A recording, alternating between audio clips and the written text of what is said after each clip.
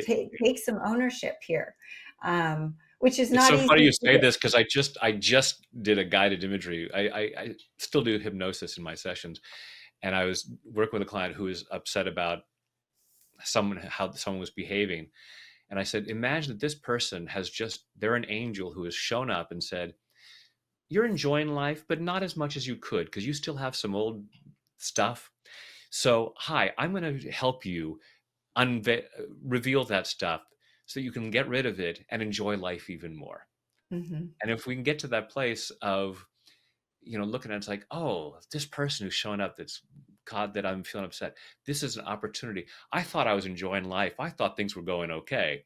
It's about to get a whole lot better. Just wait. I loved how you said that. I can't wait to see what's on the other side of that. Exactly. And then that gives the person hope. It turns their anxiety into hope and maybe some anxiousness to get there in a positive way.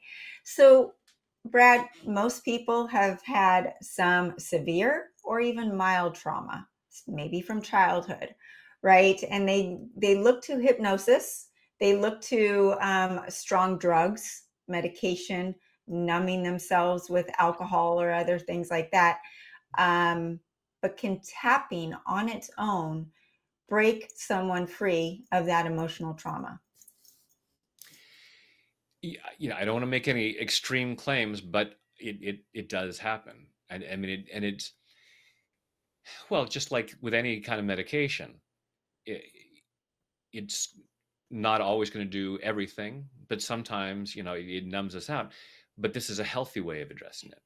So, like I mentioned earlier about eating a box of cookies, and then we beat ourselves up for that, and we shame ourselves for whatever our drug of choice might be. We we use it, and then we shame ourselves. And I want to ask folks, be so compassionate with yourself, because self sabotage is simply misguided self love. Hmm. We're trying to take care of ourselves. As I'm reaching for, I say, I'm trying to lose weight, and I'm halfway through the box of cookies going, and then suddenly realize, what am I doing?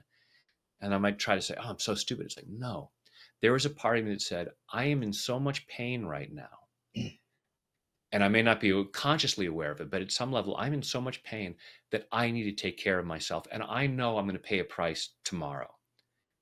You know, if for an alcoholic, it's like, I know that I might wake up, you know, on a street tomorrow, not knowing where I am.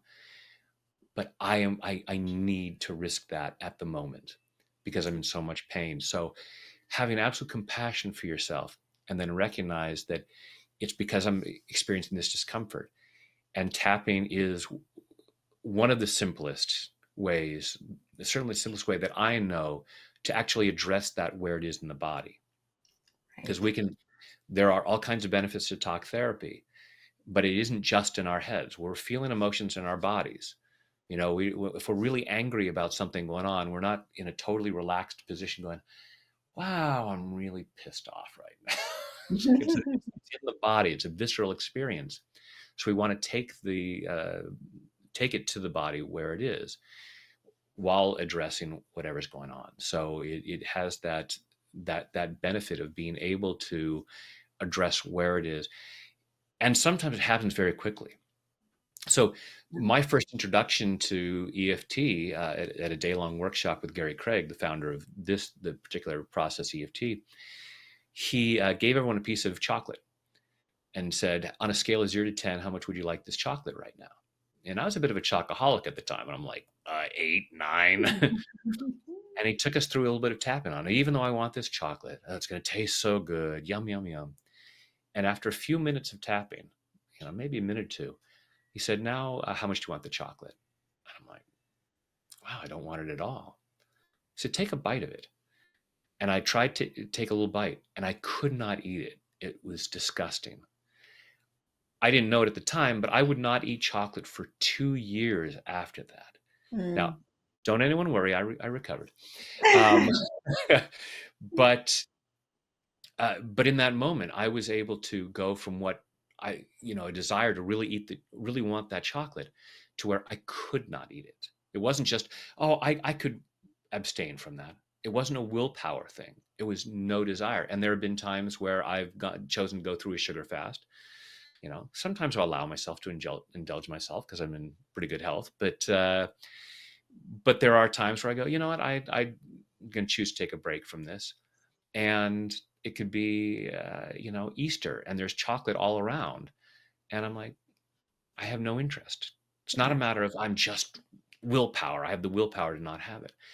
So we can do that when we recognize that these other substances, whatever these things are, it's it's an attempt to numb it. And there may be chemical factors, with certain drugs that do numb it, and sometimes just emotional. I Right. get an emotional hit, which is a chemical thing. Emotions are chemicals in our body.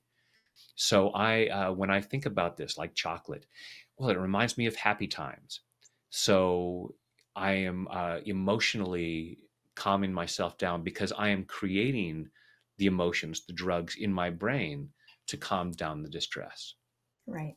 And yes, tapping is a, a simple and healthier way in general to allow ourselves to have that calming process before we have to resort to something that's unhealthy.